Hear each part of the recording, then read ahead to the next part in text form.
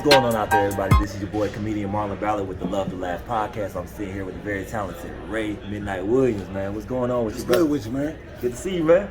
Likewise. Man, I heard a lot about you, brother. You're a very talented dude, man. You about your business and you're an entrepreneur. You know, you work for yourself, man. And I appreciate that about a black brother in this day and age, man. Yeah, that's what it's all about, man. I mean, you know, I think we being in the pandemic and all, it's taught us all, you know, to survive. Yes. And it's a way that you do it. You know, that's when all those instincts that you were taught when you was coming up. Yeah. You know how you need to be out here. You know, and it's just time to put what you was taught, you know, to work.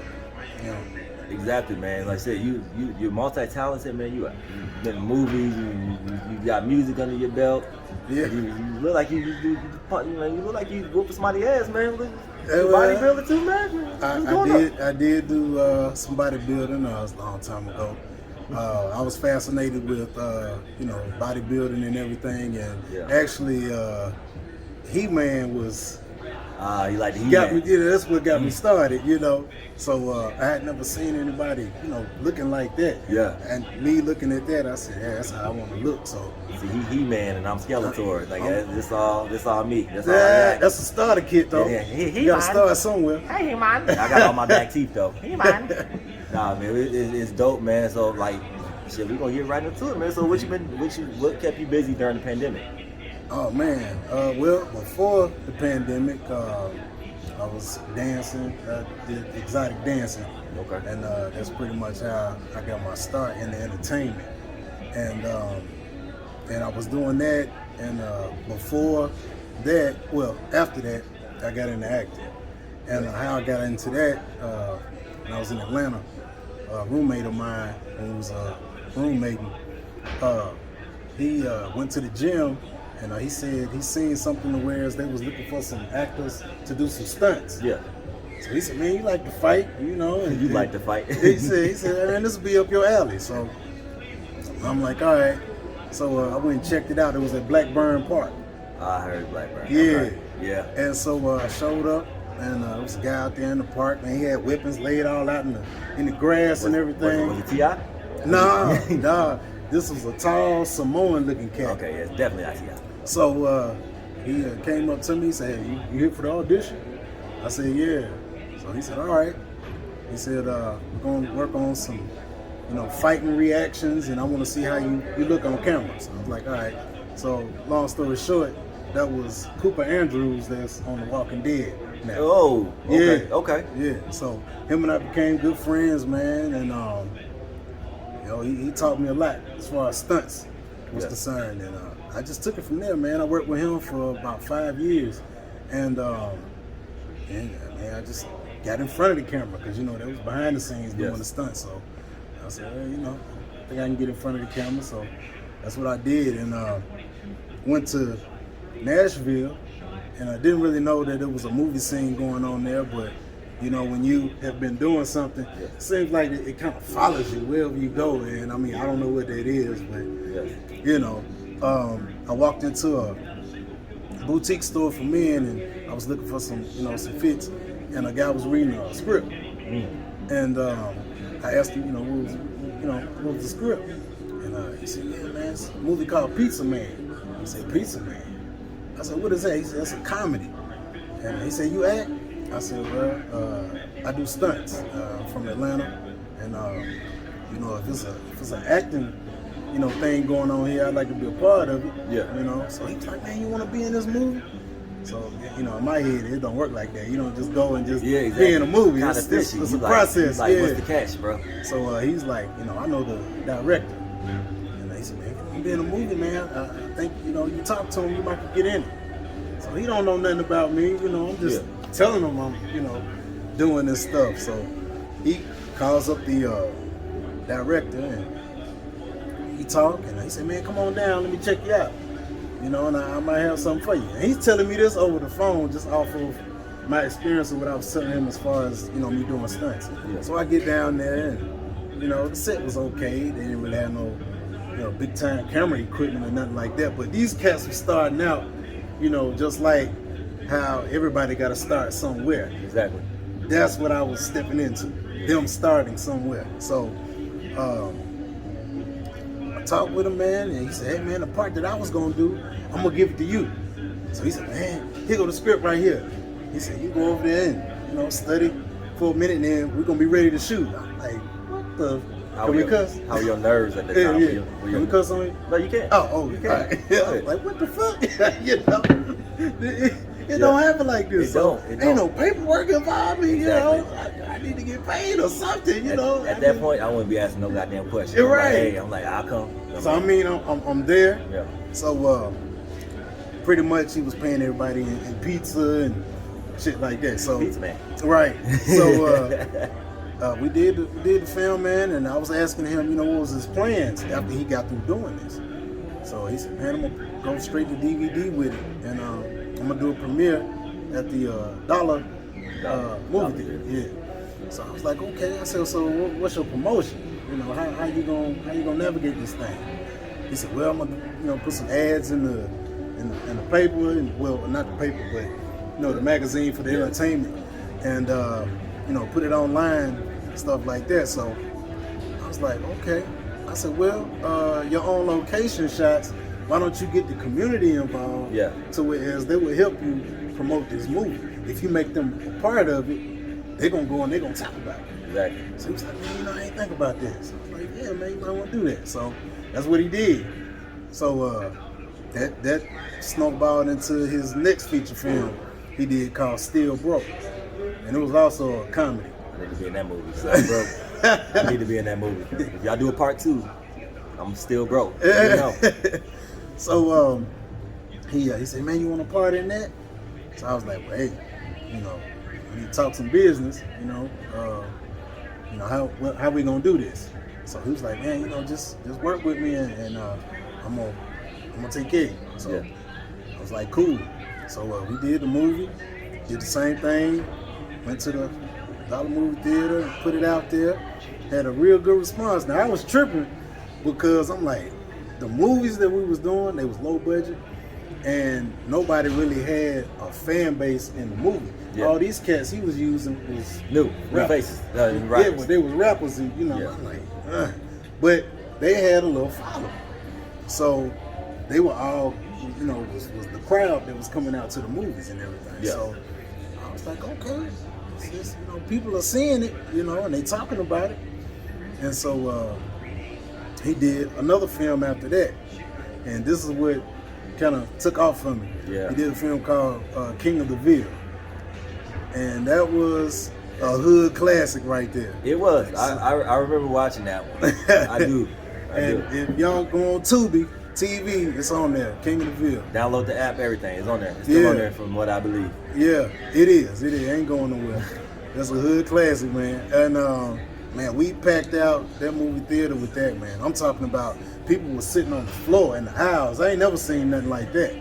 They was standing out in the hall with the door propped open. The curtains where the speakers at. They was standing all behind the curtain. And I'm talking about it was that full. And when you see that, what goes through your mind? What went through your mind when you saw that? we got something here. These many people are not just gonna come out. I mean, yeah, they coming out to support, but they stayed, man. They stayed. They watched the movie. They engaged with it. They was talking about certain stuff. Yes. That we didn't know if they was gonna respond to how they did, but they respond to it, and we took pictures, and those that wanted me to sign something for them, I did it. I was like, wow. Well, you a star, man. Like it throws you off when people start asking you for autographs and pictures. You like, yo, I made it. Right. And then the thing about that, it was a director that was working on another film. He was at that premiere, and he came to me and he said, "Hey, man, look, I seen something, I liked about you, and I think I can use you in my movie." So I'm like, "Okay, what's it about?" So he was like, "Hey, man, let me give you my number and everything. You give me a call." And so I called him. His name was Howard Bill III, and that's how I got to do Have Faith and Keed. So Keed was the movie that he wanted me in. So that turned into me being in Have Faith, and man, just took off from there, man. And prior to this, you had no acting experience or nothing. Like No. none. No. Man, that's a blessing right there.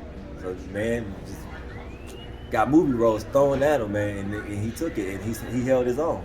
So, like, a lot of people are just natural with it. Some people, you don't have to go to school or nothing for it. It's like it's talent right here, man. This man's talented, from stuntman, the actor, everything above, man, to being in the movie. So, like, if anything don't inspire you, this will. This should inspire you. Definitely. And don't let nobody tell you, you know, you can't do something. Exactly. I mean, they love to tell you that. And that's what you're going to hear in the beginning, because they're only saying that because they don't see themselves doing anything. Exactly. So don't listen to that. You know, you go for what you know and what you feel in your heart. And if you think you can do something, you go ahead and you do it. Find out about it, whatever you need to know about it. Research it and go after it. You know, don't just take somebody's word of them saying that you can't do something. Exactly. And what would be the pinnacle for you? Like, what I know you have a list of accomplishments, you know, when it comes to acting, being in the industry and everything. So what's something that, like, you are ready to check off your bucket list, acting-wise? Oh, man. Well, I'm ready to get back to acting. Yeah. it's coming. It's been coming down, you know, yeah. since the pandemic and everything. But, definitely. You know, I don't know, man. I don't know what that pinnacle would be. You know, whatever's meant for me, you know, it's meant for me. And when it happens, you know, I'm just going to go from there. Exactly, man.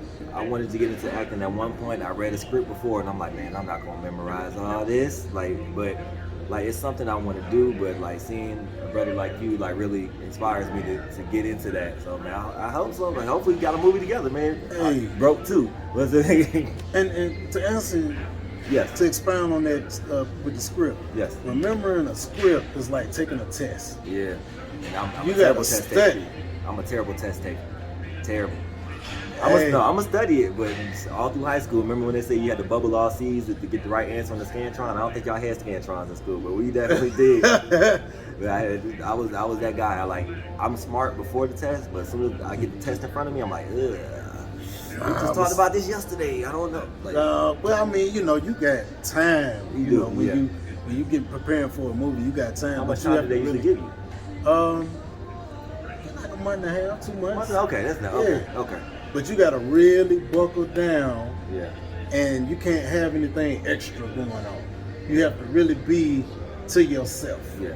Like you need quiet time, really, so that pretty you much can. I need to be single. Well, no, I'm only good. You know, I mean, if that's what works for you, but you know, no, you don't have to be single. I mean, you know, it's a lot of cats, you know, actors and actresses that's married, got spouses, but oh man, you just have to study that Some thing. women don't man. let you get peace. Some women don't like you to have peace. Hey, what bitch name is in that script that you like so much? You gotta kiss her? You gotta. Nah. And then that's when you tell her, how about you sit down and help me read this script and learn this script? See, when they got to do some work, that's your thing. That's not, you got it. You go in the room. Nah, they leave you alone. Come here. Right. That's how you get them off your case. Man. So for, as far as being, you know, a stunt actor, I know over the years, you know, I heard a lot of, you know, stunt people get hurt a lot. Have you ever got injured, you know, doing stunts? Well, yeah, I did, but the type of stunts that I did was fighting. I wasn't jumping out of cars, jumping out of buildings, and things like. Nah, I wasn't doing anything like that. No Mission Impossible. Nah, ain't none of that. You setting me on fire and going through glass. I ain't do none of that. I ain't do nothing. Ain't no crash dummy. No. But doing fight scenes and choreographing fight scenes. We practice on, you know, different variations of punches and kicks and strikes and with weapons and things like that. So you do have close calls where, you know, you may get hit in the face or you know, hit in the leg or struck with a practice sword, because that's what happened to me. I got struck with a practice sword. Me and Cooper was you know, doing our thing, going through the variations, and he got me good right here. And how I felt, I knew all this was broke. I knew it was flat. I knew it. And I said, man, how it look? He said, oh man, you fine. I said, I'm good. And ain't nothing. I ain't bleeding. No, man, you good. I went like that. I said, all right, come on. It hurt. Yeah, it hurt. Yeah, it hurt, but you know, it was all in fun, man, and I learned a lot.